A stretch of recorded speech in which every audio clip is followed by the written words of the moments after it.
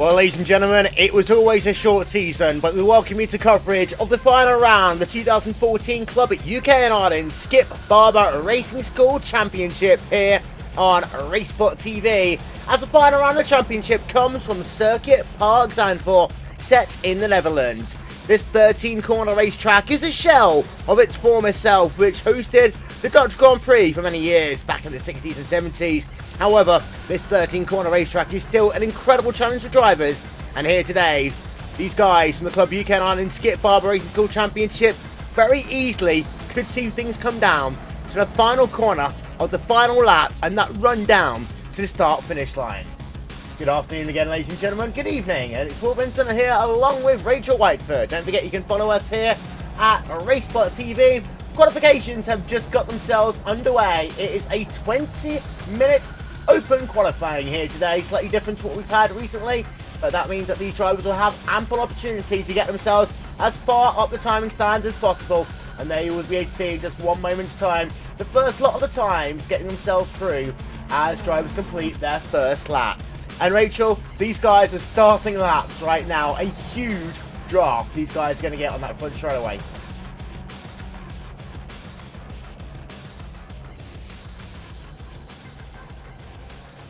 So then you can see for Martinez, he is currently scored on the racetrack. He's working himself now through turn number 2. That is Gloucester corner down in towards turn number 3. Hugenholtz corner. Now this is that very difficult part of the racetrack. Looking themselves left and then work themselves immediately up the hill. And it's these sweeping sections of the racetrack. Turn number 4, Rupslottermug corner, and then down into into Slivik, turn number 6. This very fast right-hander they're about to come into now. These guys will really have to be careful about. And Rachel, the last time we were here, we did see a lot of guys pushed wide onto that banked gravel. It actually is. It's actually banked at about 14-15 degrees. All the way up that corner. Makes it very difficult to get back onto the racetrack. Yes, it is. Well, good evening. Tough circuit, and we've seen passing on the inside-outside in turn 1, so it's a tough track, but we've seen some incredible racing here, and I expect nothing less tonight. Well then, let's have a look. You can see in that train, you've also got Tim Adcock right along board with him in the number 21 car. Now, no one has set themselves a lap yet, but we'll ride along board with Adcock. Here you can see his first lap time up to 105 miles an hour. Get themselves to about 107 miles an hour before they come down into the Audi S. It's a right-hand flick, immediately then to a 180-degree left-hander, and then you work himself down into Kuma Bot. In fact, Tim Adcock having a slow lap there, just messing up the Audi S, and that's going to be that corner. I think it's going to catch out a lot of drivers in this event, Rachel. The Audi S really will make life difficult for drivers in qualifying. In race pace, it's not going to be as hard, but they've got to be very careful they don't get themselves a slowdown penalty from race control.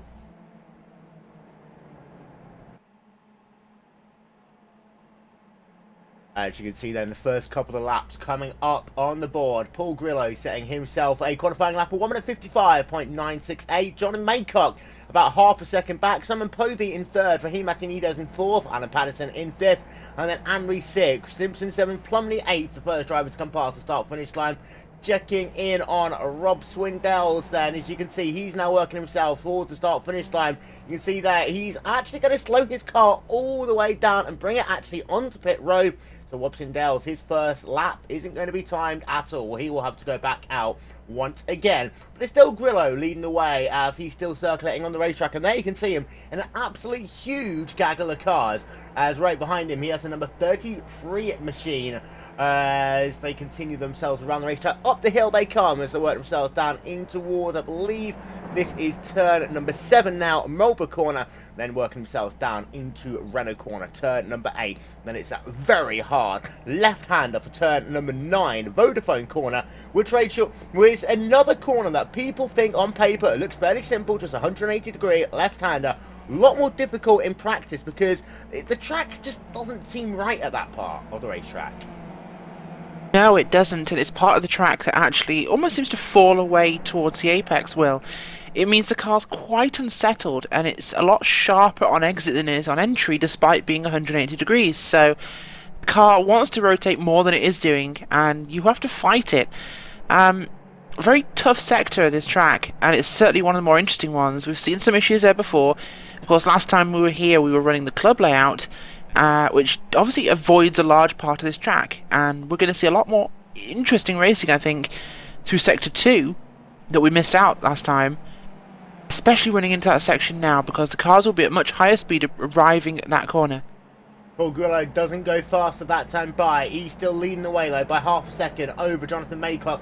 There you can see Maycock in the Club 100 car. He is the 4th driver in line as we have a look on board with him. And you can see the huge draft that he's going to get at certain parts of this racetrack as they work themselves back down through 2 again, down in towards turn number 3. Who can halt corner that 180 degree left-hander, a little bit off camber, actually a little bit similar to a couple of the corners at the Nordschleife. For these drivers who've driven on the Nordschleife before will understand exactly what I mean by that. And then this high-speed section from 4, 5, and then 6. Got to keep an eye out, of course, for turn number 6. You can use quite a bit of curve at this section of the racetrack as Maycock just taking a slightly different line. That would be the aero push there. You can see he's actually gaining quite a lot of time on that number 33 car just ahead of him on the racetrack. That is Mark Mercer. Tugs in behind for the time being. And that's the thing, Rachel, is that these guys will get huge runs from all the way through turn 12 down into turn number 1. Then again from turn 3 through to turn 6. But then after that, that aero push and being behind drivers actually does cost them a little bit.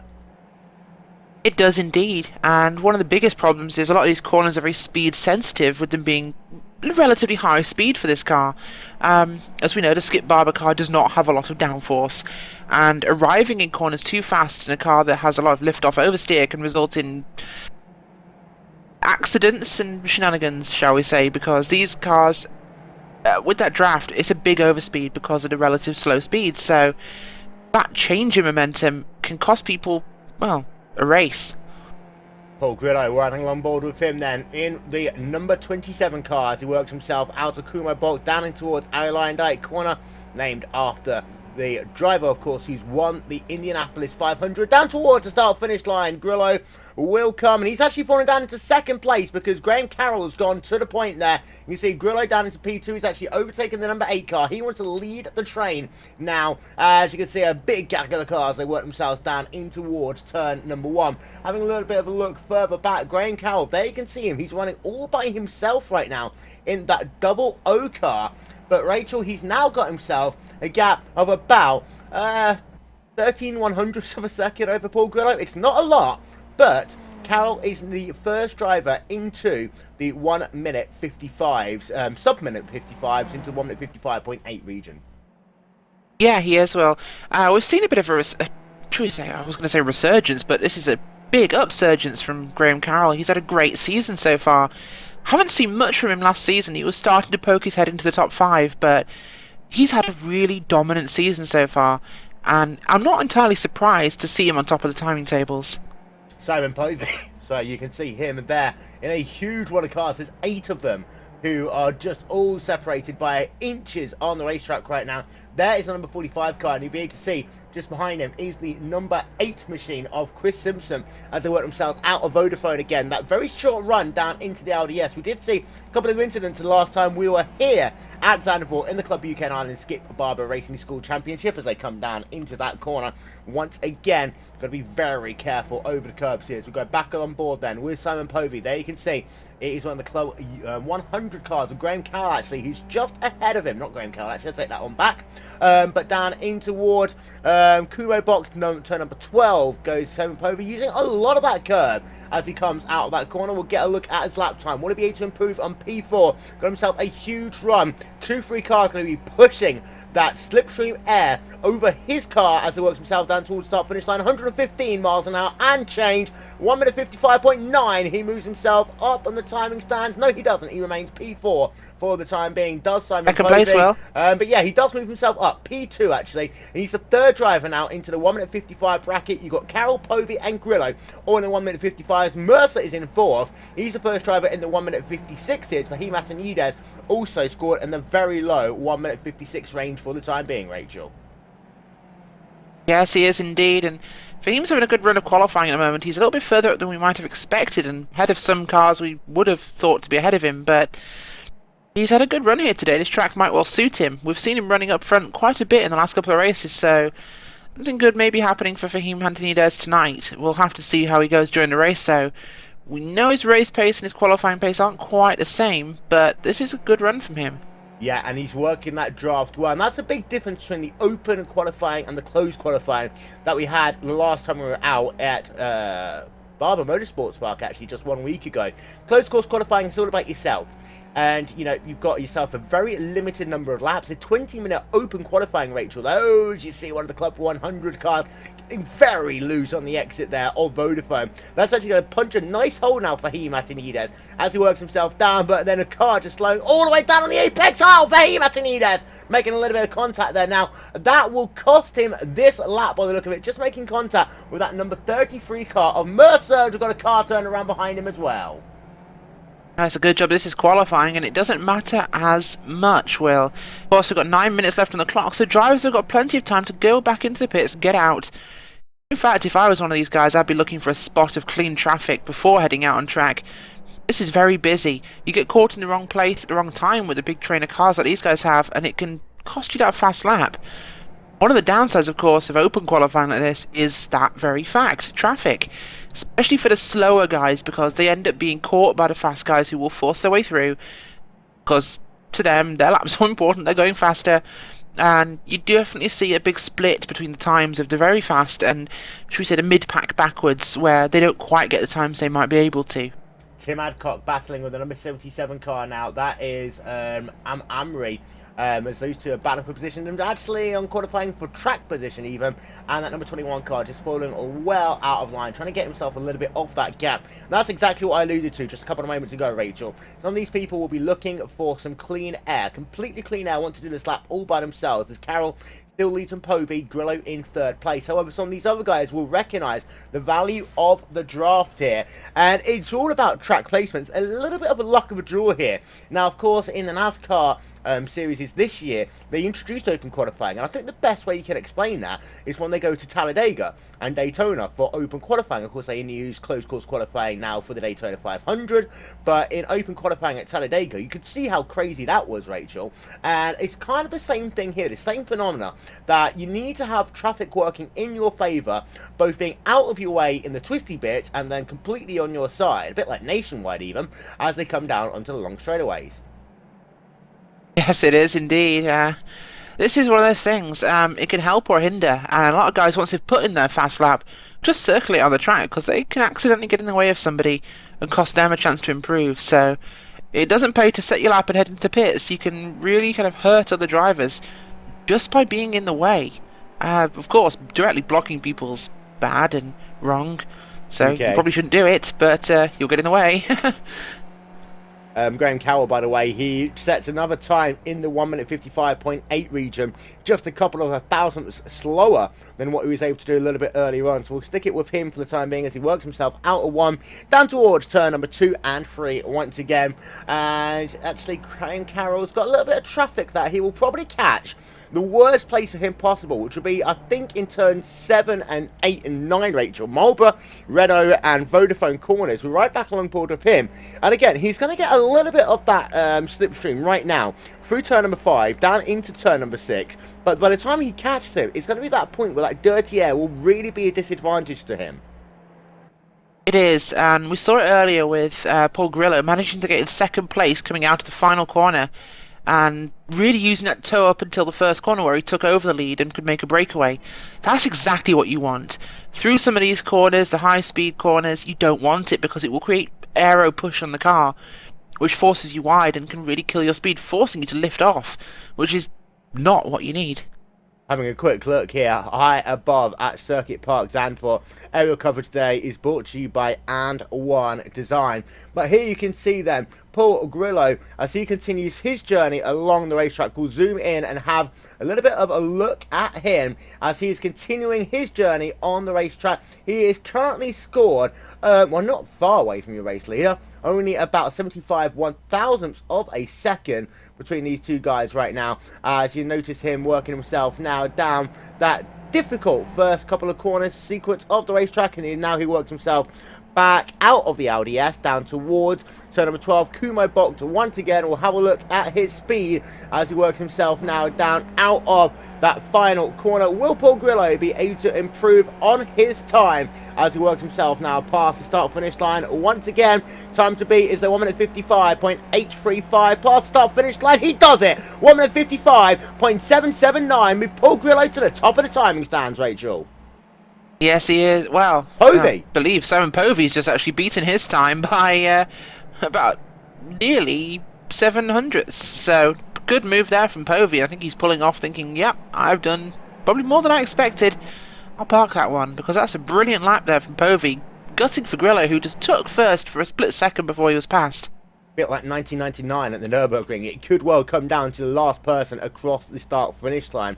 Here you can see Graham Carroll then. He's been that driver who's wanted to run all alone in this qualifying. We're right back along board with him. Currently scored in 3rd place in qualifications. You can see there the gap between himself and pole position currently stands at just over 13/100ths of a second. 3 minutes remaining on the play clock as he works himself down into Renault corner once again, turn number 8. Then it's going to be the 180-degree left-hander down into Vodafone. You can see just how wide he's pushing that car, taking a lot out of those tyres there. Short shot over for him comes, he'll come back down into the Audi S.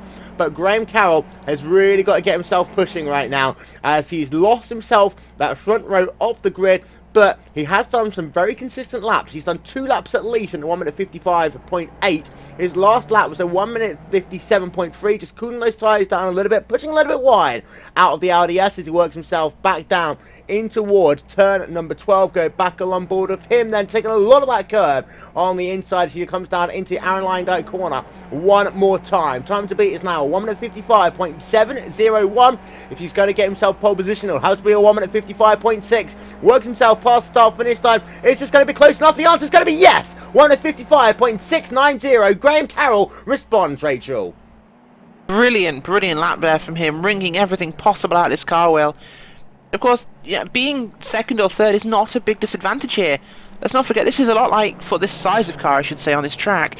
It's not a lot different from the Indianapolis road course because, of course, a very long, fast main straight. You can come out of there second. You could be first into turn 1, Will. We've seen these guys running 2 and 3 wide in turn 1 here. Passing is very possible. And, in fact, you might actually want to be in second for most of this race. And of course, we did see the last time we were here, guys protecting that outside line in turn 1. I remember Fahim Atinides did it very well. Paul Grillo is actually now fallen down into 4th place in qualifying. Your top 4 drivers are now separated by less than 1/10 of a second on the race. The driver who's moved himself up into P3, well, that is that guy, Mark Mercer, who's been running behind Paul Grillo for the last 3 or 4 laps, Rachel. He's got himself his lap done now, and you can see that now Grillo just falling back behind him. He won't be able to get anything in this lap, but what he does need to do is try and get himself past the start finish line in time, and then hope that Mark Mercer also does the same and tries to stay out to do 1 more lap. If you're Mark Mercer, you're possibly thinking right now, well, it might be time to pull my car off the racetrack. I think he could be, Will. Of course, with only 1 minute left, there's no time to head into the pits for fresh boots and come back out and warm them up in time. So what they've got is what they've got. This next lap is going to have to be the fastest they can imagine if they want to move up on this grid. Otherwise, could be a time to park and reflect before the race ahead. Well, there you can see then Mark Mercer riding along board with him as he comes out of the Audi S. There you can see the gap just behind him right now to Paul Grillo. And as far as that time is on your screen, you can see just 59/1000ths of a second separating those 2 drivers. Mercer coming out of Aaron Lyndike right about now, working himself down towards the start-finish line. Will he be able to improve on his time as it is now just 4 cars separated by 1/10 of a second? Okay, here comes Mercer, here comes Grillo, past the start finish time. Will either of them be able to improve their times as they come past the stripe? They'll get 1 more lap to do it, and it looks as though, no, they stay as they are for the time being, but Grillo now has to hope that Mercer thinks he's got enough in the tank. But, of course, the good thing for Grillo is that he's got himself the early advantage there of that run down to the start finish line. I don't think he capitalised it as the checkered flag is out for qualifying. Carroll is once again scored as your pole position driver. He's pulled off the racetrack, so now with Povey off the racetrack, it comes down to these 2, Mark Mercer and Paul Grillo. Grillo has closed up dramatically at this section of the racetrack as they work themselves now 3-5 down into 6 once again. Last chance to lose now for both Grillo and Mercer. Does look as though that Grillo's faster. The issue is, though, he may well get bulked by Mercer in this lap. Yeah, the reason he's faster is because Mark Mercer's got major front right wing damage. Obviously clipped a curb at some point on the previous lap, but that car's losing a lot of front end downforce, which is why Grillo is getting so much closer. Will Mercer let him pass, to let him have a run at that position? I don't think he will. This is between the two of them. It's in his interest to keep Grillo behind him. Yep, so here they come then out of Vodafone. Thought it'll be their final time in qualifying, running back along board with Paul Grillo. There you can see the gap to pole position. It's less than 1/10 of a second, and he sits in that 4th place. They come down into the Audi S once again. You've got 2 drivers scored 3rd and 4th place right now. Grillo all over the rear now of that number 33 car. They work themselves out of the Audi S, and there you can see that is going to be Mercer going wide. That allows Paul Grillo the one chance to get himself pole position glory. No, he doesn't do it either. Looks like he's slowing his car down all the way down. Grillo won't make it happen for himself as well, so he will settle for 4th place here. We've got Hamilton just off the racetrack. Jonathan Maycock, he has scored 6 tenths of a second back. He pushes wide there as he's working himself now out of Aroline corner. I think that is going to be his lap done as well, so he won't be able to improve. But of an anticlimax to qualifying, but it's pretty much all over. Tim Adcock will just have a big wiggle as he comes out of the final corner. He as well will dive his car on towards pit road. So qualifying is complete, and it will be Graham Carroll starting this race here today on pole position. And then, ladies and gentlemen, to run through your starting grid for today's event, it is going to be Graham Carroll starting on pole position, qualifying time 1:55.690. Simon Povey lining up alongside him, just 11 thousandths of a second back on the front row of the grid. Mark Marcer in 3rd, Paul Grillo in 4th, then George Treatley in 5th, Tom Ward 6th, Fahim Attanidi 7th, Marcus Hamilton in 8th, Jonathan Maycock in 9th, Clark Williams in 10th. Rest of qualifying coming up on your screen. Rachel, you ready for mayhem? As always, Will, I'll always be ready for this. These guys have some brilliant racing. I can't wait to see what happens tonight. There you can see then a total of 29 cars have made this journey down to Circuit Park Zandvoort here for the final round of the 2014 Season 4 Club UK and Ireland Skip Barber Racing School Championship. And don't forget, of course, ladies and gentlemen, RaceSpotTV will be bringing you coverage of the Club UK and Ireland Skip Barber Racing School Championship throughout 2015. Here's a very quick look then high above at Circuit Park Zandvoort as the cars just working themselves on towards the starting grid as we get to go racing in the final round of the championship. The cars just completing themselves now. That gridding process will then head it down to the race control to get those lights on top of the iRacing.com gantry to get this final round of the season underway. It well could come down to the final corner. It could come down to the run out of the final corner down towards start finish line. We are now waiting for those lights to go on top of the iRacing.com gantry. And ladies and gentlemen, that will happen in just one moment's time. As they can see, the cars are all pretty much now lined up on that starting grid. Just waiting for 1 or 2 more towards the rear of the field to complete the gridding process. And here you can see them. We'll zoom in on Graham Carroll, who is starting this race from the pole position. Later on, the final round of the championship will start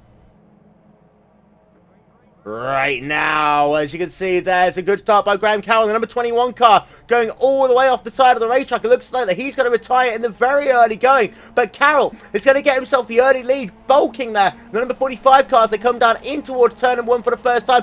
2, 3 wides, they come down into that first corner, around the outside. We'll try and go that number 33 car, battle for position, down in the mid-pack. It looks like everyone is going to get themselves through without too much incident, but it all funnels down now into this very difficult turn 2, turn 3 sequence of corners, and it looks as though that these guys are just about all going to make a little bit of contact on the rear of the field. We've got ourselves a car turned around. So we've got one car turned around down in the mid-pack. Rob Kane. And it's Rob Kane. Apart from that, everyone else does look as though they get through okay. And there you can see Rob Kane as well. He is scored down in the field, but it does look as though he is pointing back in the right direction. Big now contact. we've got a big incident. We've got one car off of the racetrack. But again, now we've got another car just spearing into the tyre barrier as well. So we've got Murray A. Coots involved in that. Tim Adcock is on pit road, and we've got Amory scored down, as well as Rich Jones. He has got no front wing on that number 79 car.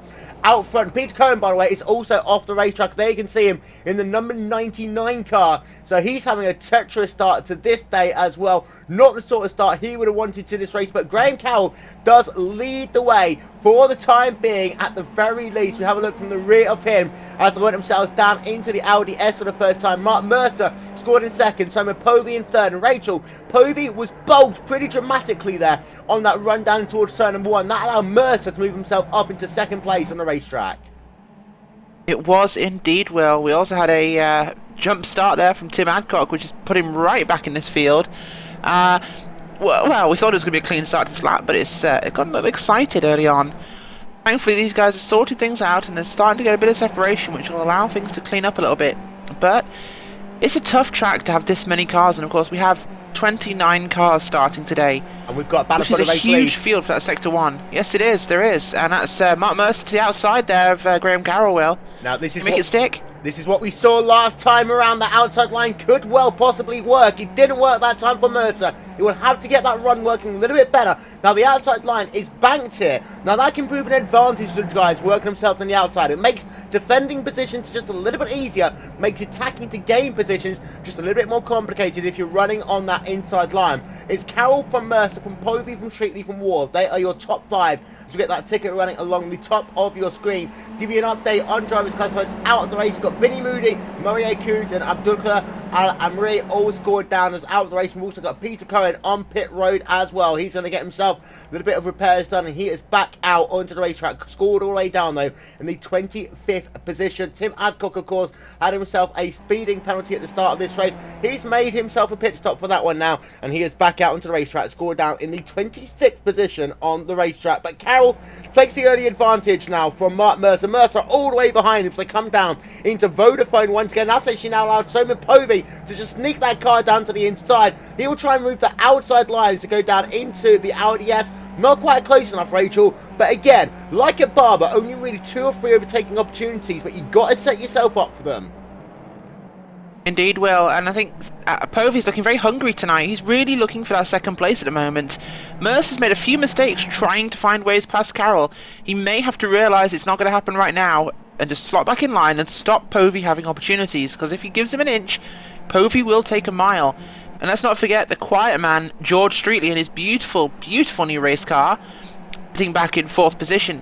He could well be a silent factor in today's race. As once again, we'll get Mark Mercer. He's going to look down to the outside once again as they all come down in towards turn number 1. You can see drivers trying to bulk the draft. As you can see, once again, Mercer will look to the outside line. Will he get the advantage this time? Very close racing between the two of them. On the next corner is a left-hander. But again, Carroll able to hold on the inside line. But you can see Mercer actually trying to make the cut over to try and go into the inside line to the next corner. Didn't well work for him. We ride on board of him as he continues to run in that second place. Right behind him as well, he has got Simon Povey, then George Streetley. You can see the huge gaggle of cars, Rachel. Your top 10 drivers separated by less than 4.5 seconds on the racetrack.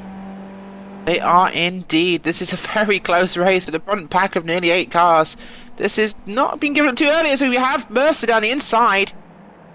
That is down into turn number 6, and he makes that move work brilliantly. But Graham Carroll looking as though he's going to try and do the cut under as they come down into next corner, riding along board then. And it looks as though that indeed it is going to be Graham Carroll side by side with Mercer for the race lead. Mercer able to hold it out on the outside line. Next corner is going to be itself a left-hander, but Graham Carroll looking as though he's able to get that corner, get that line. But no, here comes Mercer back down to the inside. 2 wide racing now for a sequence of 5 corners, and that time pushing a little bit wide was Graham Carroll. Has got a little bit of smoke behind him. No harm, no foul. Still 2 wide, so they work themselves down in towards the Audi S, and that time by looks as though that Carroll is able to get the advantage, seize the advantage over Mark Mercer, and that has bunched this field right back up together. As you can see, that George Streetley's actually lost a position to the Friction Racing driver of Tom Warden. Side-by-side racing as well between Atanides and also that's Marcus Hamilton as they come down in towards turn number 12 and 13, Rachel. Yes, it is, and nearly had contact there between Streetley and Ward. That's probably the Friction Racing car's fault, actually, in that case, but tough to call from that angle. Yeah, pretty ferocious fighting we're seeing at the moment. Of course, Antonides there battling with Hamilton, which are not 2 cars we normally see together. Grillo falling right back there. He's working his way back towards the front as he tries to find some sort of mistake. Well, I think this one's going to end in tears at some point. Someone's going to put a foot wrong, and this very, very close pack could be its own downfall. Yeah, so having a look then from our 360 camera, Atinidez almost coming across the side of the number 64 car. But Atinidez able to defend the position then from Marcus Hamilton for the time being. Out front, your race leader is now Mark Mercer, leading it from Graham Carroll. He's been able to get himself to the front of the field, but here you can see Carroll thinking about doing exactly the same, repaying the favour he did last time, Brian. They are too wide, so they work themselves up the hill, down in towards turn number 6. Now, turn 6 isn't normally a place you see passing, Rachel, but it does seem to be that today, the way the track conditions are, you can get a very good run through 6, and you can see that Carroll trying to force his way down onto the inside into towards turn number 7. They will be side by side once again, but now Povey able to slide himself from the outside. They are too wide, too deep. Yeah, I think that was definitely Greg Carroll's thoughts there. He took a very wide entry to that corner as we go 3 wide, Will. Insane stuff from that double O car. Graham Carroll's able to get out ahead. Simon Povey almost bump drafting him. In fact, he is bump drafting him. We almost go 4 wide there. They are bump drafting down this back straightaway. Now Povey, he looks himself to the outside. So they come down into the RDS, riding along board then with Simon Povey in this battle for the race lead. And Povey's going to lose out a little bit there. He's going to go very deep down into the inside of the RDS. A little bit of contact, but we expect it at this race as they are again too wide, deep, and they are having to find any lane possible. Mercer started this lap in first place. He is now running down the 4th position, running side by side with Tom Ward. Big wiggle from Tom Ward as they come out the final corner, and they are squeezing each other tight as they complete lap number 4 of 13 here. Incredible stuff, Rachel. And you can see again, it's that breaking of the draft that these guys are running like an IndyCar fixed race here. They'll try and do anything they can to break that draft, but here you can see again, Mercer side by side with the 09 car in the battle for P number 3 and 4, and Tom Ward able to make it work on the outside line. Yes, he will, and this is exactly what we expect from these guys. Fast and furious racing, 2-3 wide. This is awesome, Will. Now, brilliant sneaky move there by Cat Povey. He did it. Oh, we got Mercer off. Mercer's off, Ward's off. Yep, so there you can see Mark Mercer. He's fallen down. You can also see Ward has got himself a damage front wing. In fact, Ward's car is pretty much toast. So we'll get ourselves a replay of that one. So Tom Ward has had himself an incident on the racetrack in the 09 car. There you can see, there you can see him, and you've also had Mark Mercer involved in that. Mercer in the blue number 33 car. It would happen right about here, down in towards turn number 2. What happens? Oh, the Friction Racing car just comes completely across him there, Rachel. Nothing he does that indeed. Mark Mercer could do at all in that situation. No, and Mark Mercer's car's destroyed. Front wing damage, side pod damage, rear wing damage, probably brain damage too. But that car's not in any sort of shape. He will not be finishing this race. Now, it's my personal opinion that the Friction Racing car turned in without expecting, shall we say, Mark Mercer's Club 100 machine to be there. I'm not going to blame either driver. It's a racing incident, but he came across the front of him, and, well, it could have been much, much worse. Car's just scraping through there, Will. Indeed so. Meanwhile, Graham Carroll has actually been able to get himself a little bit of a lead. There you can see it, about 6 tenths per a second. Now that won't last long, but what that incident did, Rachel, is now we've got 2 cars battling for the race lead. There's Simon Povey, gaps the race leader, 6 tenths per a second. Gap from Povey back to George Streetley, 1.5 seconds. It's potentially a 2-car breakaway out front.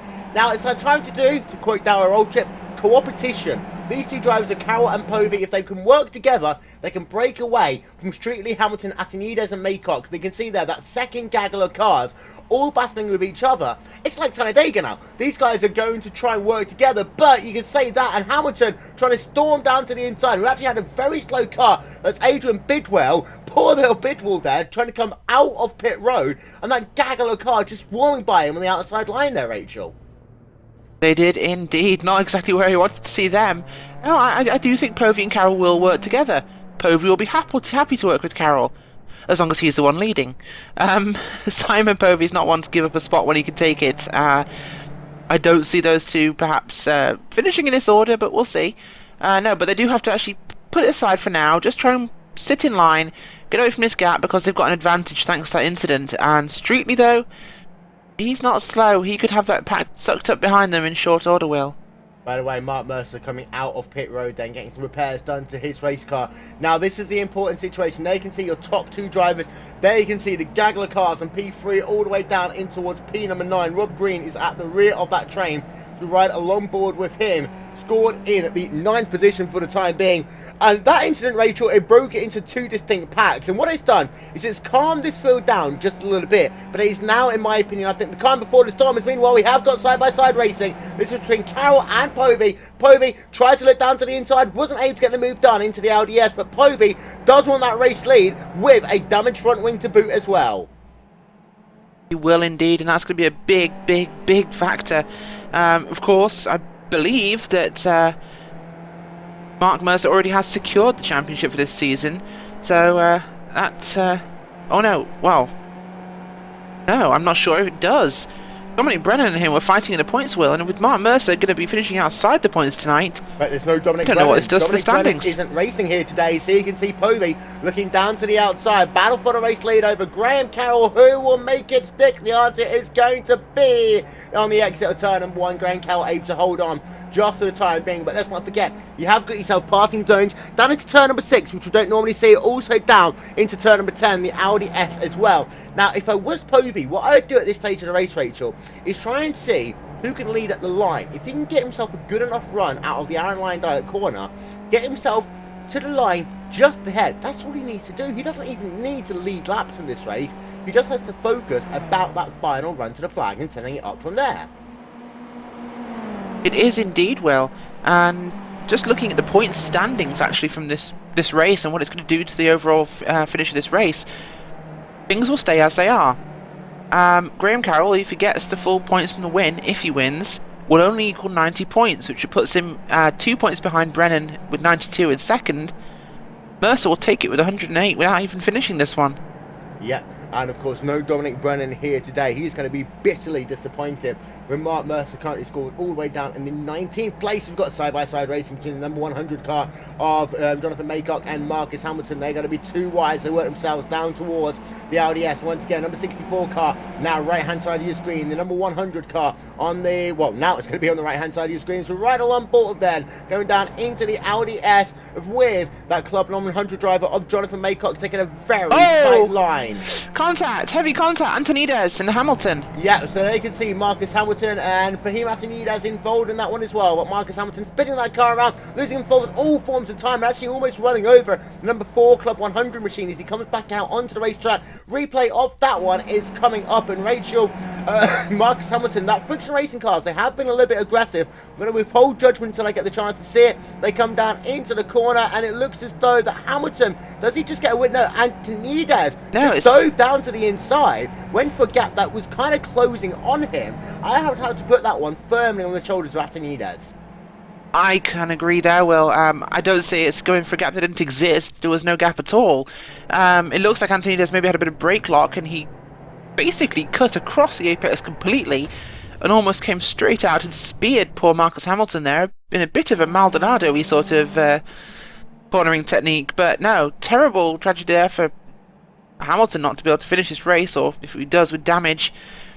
I think you're right. This does last firmly on Antonides' shoulders. That was a mistake, at least. I don't think that he would do that intentionally, Will. Yeah, as you can see, the number 14 car is now scored down. No, number 28 car even scored down in the 14th position. You've got Rob Marshall just behind him, but he's also looking as though he's been in the wars just a little bit today in that number 26 car.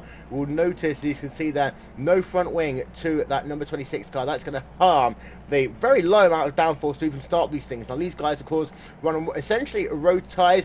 The amount of downforce they can generate with those wings is minimal.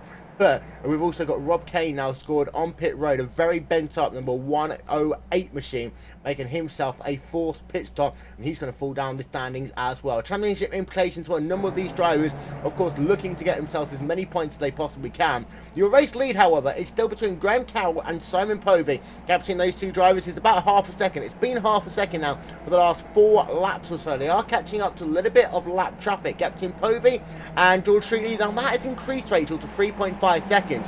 The two drivers out front, they are kind of working together, just to the extent that they're not going to fight too hard too early here, but give it, I think, another 5, well, I say another 5 laps, another 2 to 3 laps, that is when I think you'll see Povey right back on the attack, because by that point they should have a good enough advantage to get what is now a depleted second pack.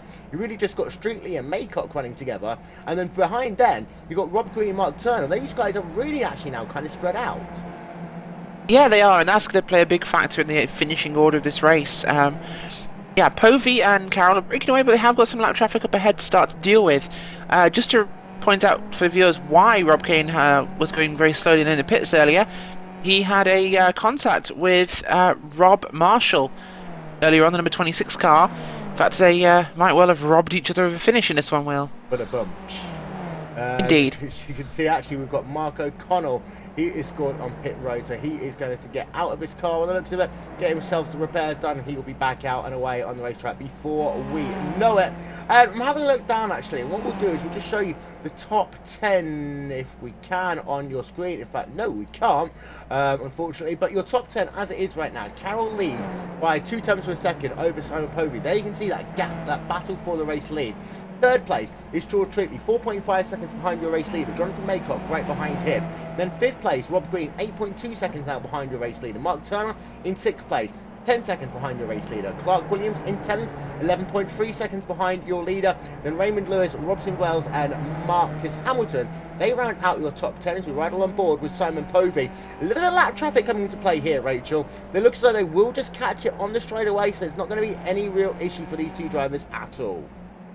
No, it will not, but interesting, something I've just spotted, Will, and this might affect Robert Carroll in the later part of this race. He has left-hand side pod and front right wing damage on that race car. Let's zoom it in. Did you just say Robert Carroll? There, as you can actually see, Povey's now looking down to the Graham inside. Carroll. They come down in towards turn number 1. Povey will take the race lead and make a little bit of contact. Bit of a wiggle there, and it's going to be Povey. He gets himself to the race lead here. So it's now Povey who leads the race. 10 laps will be scored complete this time by in the final round of the championship, and you will never get a race at Zandvoort, these Skip Barbers, without a little bit of contact. But we'll get ourselves another look at this one then, and we'll ride along board with Simon Povey to figure out exactly what happened, where that contact is. You can see he split the Club 100 car, went down to the inside, came down into the corner, and the contact there was on the right side pod of Graham Carroll's car. I think he hit it squarely enough, Rachel, that there's no real damage done to either of those two cars.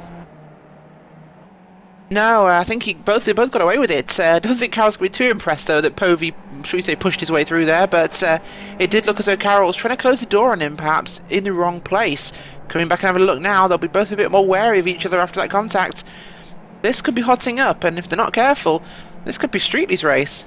Well, yes, indeed. They've got themselves now just a little over 3 laps worth of racing in the season as Carroll takes himself a very offensive line coming out of turn number 9, the Vodafone corner, working themselves down towards the Audi S. Once again, they are side by side, but Povey looking as though he will hold that inside line for the time being, and Carroll has nothing through the Audi S, but we're right on board with Graham Carroll as he's going to be right back onto the attack. And again, Rachel, now for Carroll is a case of can he beat Povey at the line? Well, it's going to be interesting to see, but especially with a little bit of front wing damage he's got, could be creating some drag. We're going to see exactly how he is in that second place. Can he still make it move? Will he still be able to move into turn 1? It could be interesting to see for his later, well, final lap strategy. Well, he's not exactly going what to will be happen, close enough at the line, which is there. So Carroll can't get past at the line. The gap between those two drivers officially at the line was 5/100ths of a second. But Carroll looks to the outside. He'll sweep around the outside. And again, that banking on the corner makes it very good. If you are the car on the outside line, they almost make contact again as they come through turn number 2 and turn 3. But it does look as though Carroll moves himself back into the race lead then with 3 laps remaining in this race. And there you can see right behind him is Simon Povey. Just to give you an update very quickly on other battles going on the racetrack. You've got this battle going on. Clark Williams and Raymond Morris, they are battling for P7 on the racetrack as it stands right now. And Williams started this race here today in the 10th position. He's now up into P7. Raymond Morris up 8 spots where he started, now scored himself in the 8th place on the racetrack. We've also got Streetley and Maycock. They are battling for position as well. And you can see right behind each other and side by side once again. No, they're not yet. but almost side by side. Povey's looking to the outside as they come down in towards turn number 8, and right behind them as well, you can see it is side by side racing almost there between Streetley and Maycock. Maycock's got a bit of a beat up car, but so has George Streetley there, has now down to the inside, tries to look the Club 100 car, number 100 machine there of Jonathan Maycock, right on board of him, Rachel. Great little scrap going on for P4 on the racetrack. It is, Will. Just going to stop you there. Rob Marshall, the 26 car, has lost his front wing. He's off the track. Oh, he's driving around very slowly, actually. This could be a big factor for our leaders. But Graham Cowell has got back ahead, and there you can see he once again leads this race with now just 2 laps and 2 corners to go of the season, working themselves out of Harry Lyndike corner, and there is the view from the rear of Graham Cowell as they come down towards the start finish line, and you will see Simon Povey is just having to make this one work for him. Now, I don't think he's going to try and do anything too risky here. He will use this as a sightseeing opportunity. See how much of a tow he is going to need as they come down in towards turn number 1. Povey's looking down to the outside, nowhere near close enough as they come down into that first corner. Almost making contact. He does make contact a little bit there with Graham Cowell. And that, Rachel, was a little bit of what I'd like to call good old-fashioned Bristol bump and run. That was more of a hello, I'm here, don't forget about me from Simon Povey. I'm not sure he intended to do it, but it happened. No, he's definitely got the speed to get up there, but he's going to have to make this happen the next time round, Will. He can hold him off in the infield section, but we're going to have to really see what he can do, and he'll have to make his move at the right moment precisely, because we know Carroll can come back at him. Just very quickly, an update there. You can see Clark Williams versus Raymond Norris.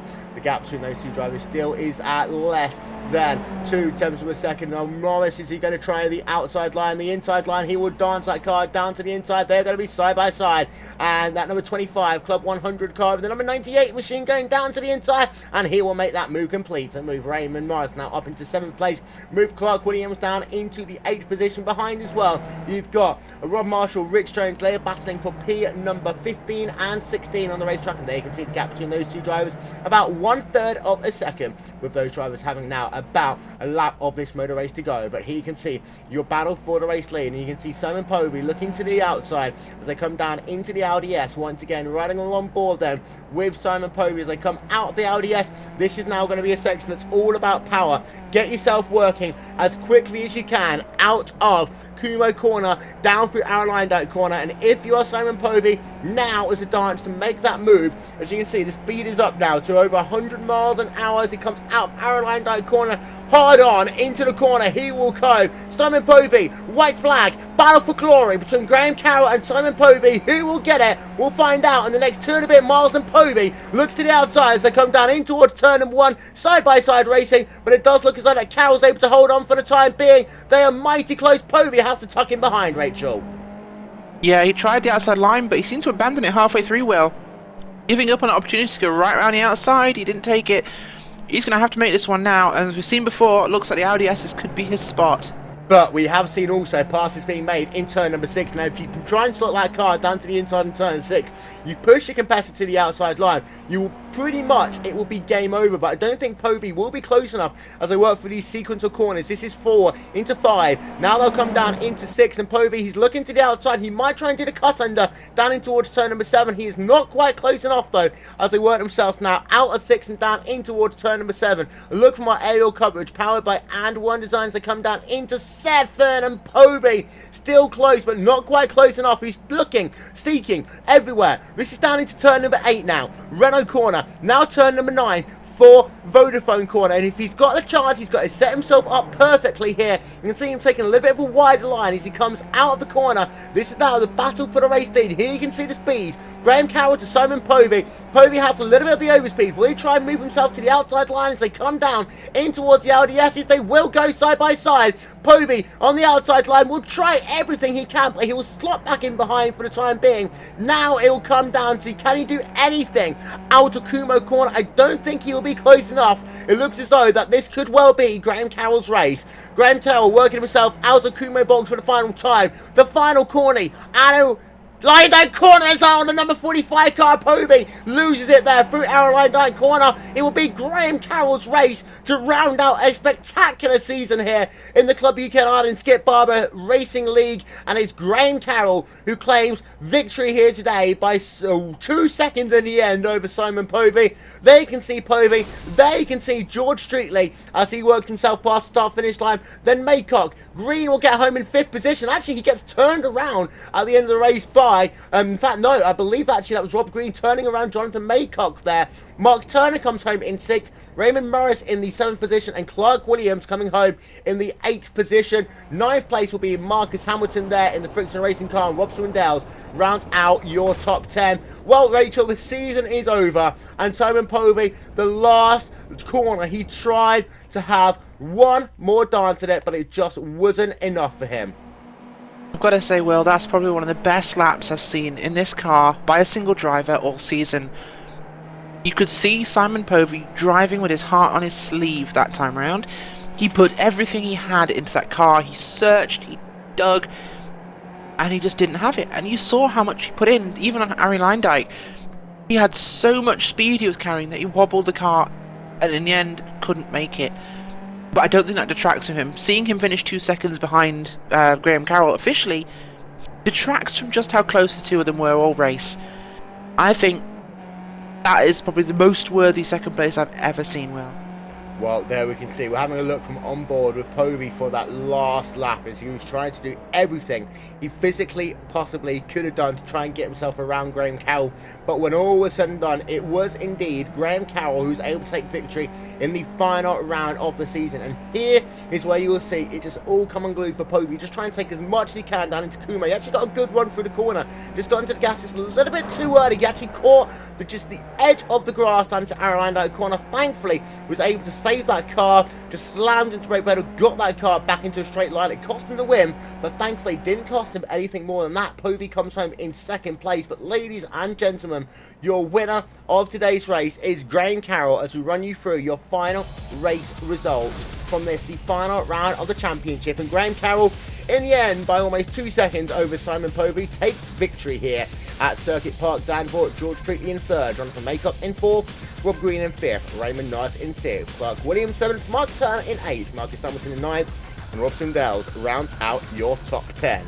On to page 2, and there you can see Robert Plumley in 11th, Alan Patterson in 12th, Fahim Asinidez in 13th, Samuel Warding in 14th, Rich Sharrington 15th, Mark Mercer in 16th, Tim Adcock 17th, Mark O'Connell 18th, Abdulkadir Anne-Marie in 19th, and Rob Marshall rounding out your top 20. Final page results there up on your screen.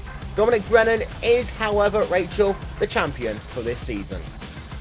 He is not, I don't think. It's actually Mark Mercer, Will. Oh. I think... No, so Mark Mercer is leading. It is Mark Mercer who takes the championship. I'm completely... Yes, indeed. Yes. I'll say that again. I'm just going to roll this up. And Rachel, Mark Mercer is your champion for this season. He is indeed. We'll edit that out in post, Will. Yeah. Now, Mark Mercer, great championship. Unfortunately, early out in this race, and what could have been a dominating performance by him, he was leading at the start and he was very, very strong. Of course, if Dominic Brennan had been here, it could be an entirely different race. We don't know.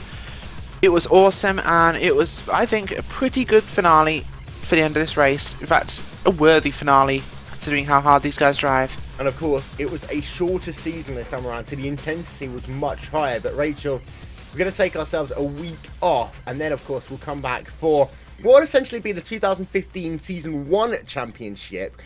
It starts a little bit before the 2015, but it's like a preview to 2015 in the first couple of weeks.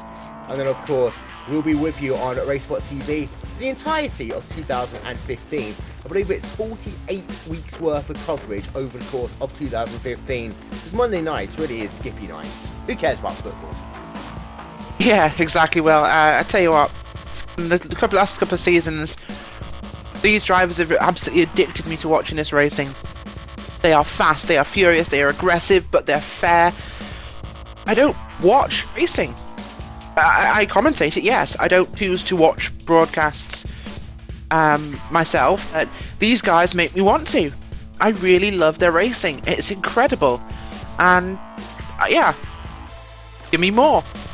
Give me more. Well, we'll be giving you more, a lot more, next season here on RaceSpotTV. The entire championship for the Club of UK and Ireland Skip Barber Racing School Championship will be coming your way. We have got so much open wheel racing and GT racing coming up for you throughout the rest of the winter and also into spring as well.